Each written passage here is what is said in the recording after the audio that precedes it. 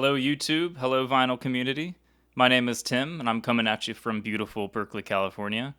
This is my new YouTube channel dedicated to the vinyl community. This is called Phantassie Roundabout. I've been watching and enjoying quite a few vinyl community YouTube channels over the past couple of years, notably Dom at Seekingathread, Dylan at Noble Records, Jonas at Vinyl Stockholm, Alan at 10-Minute Record Reviews, Mark and Leslie at Married to Vinyl, Daniel at Hot Biscuits, and I guess a couple of our UK vinyl community members like Martin the Martian and George Pryor. Anyway, I figure what the world really needs is another guy talking about his record collection, so here I am. Here in Berkeley, in the East Bay, we are blessed with what must be one of the best record shopping cultures in the entire country, and arguably the world, with something like 20 shops right here in the East Bay. And of course, that's not even counting the record shop wonderland that is San Francisco just across the bay. Not to mention the many, many record fairs that seem to pop up every weekend here in the Bay Area. There's no shortage of records flowing through here, and that has really influenced my record collecting over the years. Before moving here to California, I lived in Washington, D.C. for 10 years, spent a few of those working part-time at a record shop called Red Onion Records that has recently renamed itself to Shady Lane and relocated to Hyattsville, Maryland. That said, I've been collecting for over 20 years now. I think I started in the summer of 2004, and my collecting mentality has shifted over time. I feel like I keep my collection fairly trim, at least in comparison to some folks I hear about on YouTube. I currently have about 800 records, give or take, but I feel like that's pretty manageable, pretty listenable, at least for now. Right, so that's my story. Now on to the records. I figured for my first video, I would collect some of my recent purchases into a bit of a theme, so I landed on the now sadly defunct indie label called Too Pure Records. Too Pure was established in 1990 by Richard Roberts and Paul Cox as a means to release some of the more experimental bands coming out of the Camden scene at the time. Early success was established by the release of PJ Harvey's debut album, Dry, which in itself was assisted by an investment by Evo Watts-Russell, the founder of 4AD. This would set up the Too Pure label for international distribution via agreements and partnerships, and pave the way for more acts to follow. Recently, my record buying spree has landed a few Too Pure records in my collection, each of which illustrate in their own way the sort of left-of-center aesthetic of the label. First up is a couple of 10-inch records that essentially bookend the Too Pure story, and that band is none other than Stereolab. This is the Lo-Fi EP. This was released in 1992 as a single-disc 10-inch. This is a real highlight of their early catalog, highlighting their early sort of primitive pummeling repetition and atmospheric sound experiments. This was later compiled on Switched On 5 in 2023, but it's really nice to have this here in its original form.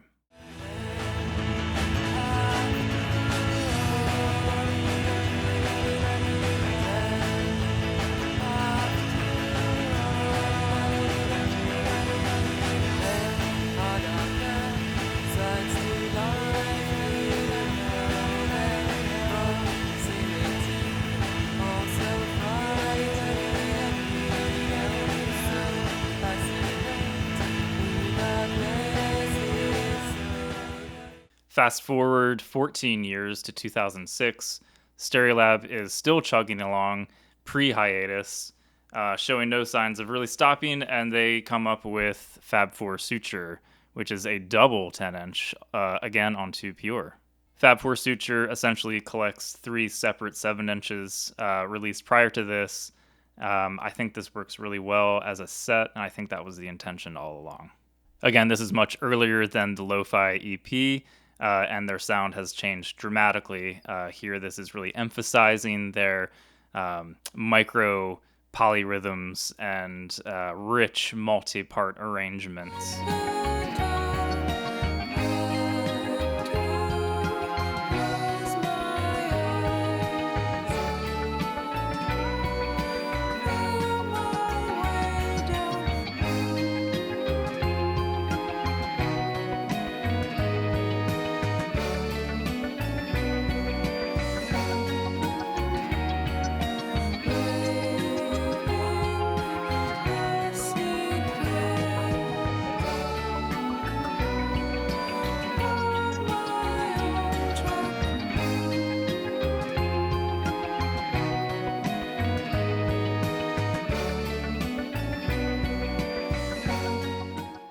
Up next is the overlooked but mighty The Faith Healers.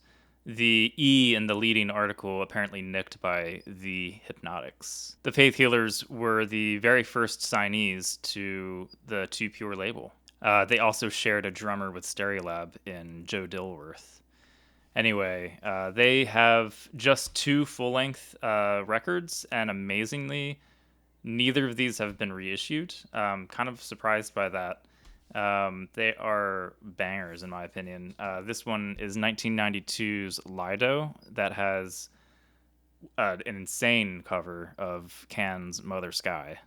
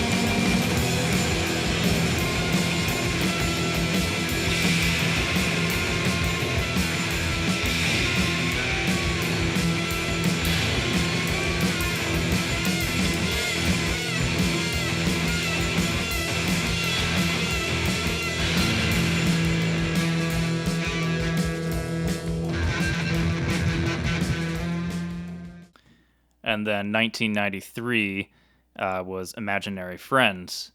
This one I bought this a long time ago. I got it for $10 in Baltimore at a place called Celebrated Summer. I don't even know if it's there anymore, but I didn't know much about the band at the time, but it became a real staple of my collection. And then we have a pair of 12 inches that came out on Too Pure in the early to mid 90s. I kind of enjoy the 12-inch aesthetic they have going on. These two here, one is from Pram. I believe this came out in 1994? 94 or 95. Pram, I know Dom has spoken about Pram a little bit. They are, I think, the only band on this list that isn't from London. They are from Birmingham, which somehow makes sense because they share a little bit of that sound that Broadcast has, and Broadcast is also from Birmingham. That said, it is kind of witchy, childlike, very atmospheric, pretty cool stuff.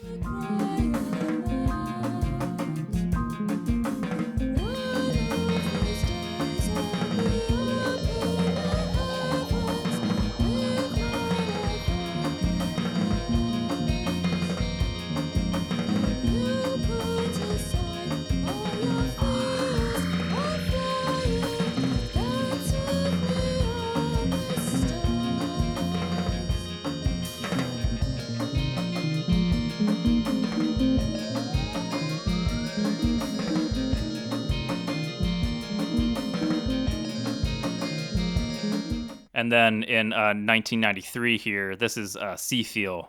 Seafeel just had a reissue campaign on Warp Records, re-releasing, I should say, their debut record, Kike, from 1993 as well.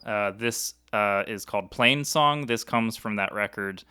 It is incredible, and it has 2 non-album tracks on it that are well worth a listen.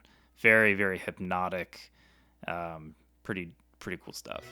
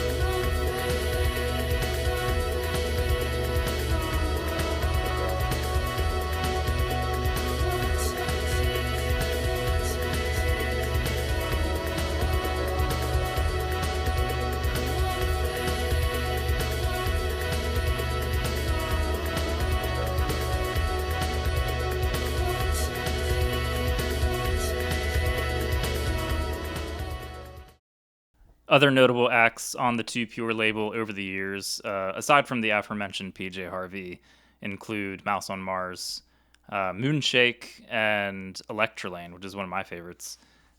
This here is a 2013 reissue of their 2004 record, The Power Out. This is really great stuff. Their whole catalog is great, and I think it's kind of in need of reassessment. It's been about 20 years since their last record, and I think they're a bit under-discussed. Anyway, what a label. Some of my favorite records in my collection come from Too Pure, some of my favorite artists, and their influence is very clear to this day. Stereolab is still very much a going concern. Recent reissues definitely sound as forward-thinking as ever. And of course, PJ Harvey is still making and releasing acclaimed records just as recently as 2023. Anyway, that's it for my first episode. You can find me on Instagram. You can find me on Discogs. Thank you so much for tuning in. I've got a bunch of stuff coming up. I did some travels overseas and did a bunch of record shopping. So you're going to want to subscribe and tune in for those. Don't miss out. Go ahead and drop a comment below, and I will see you on the next one. Thank you so much. Peace.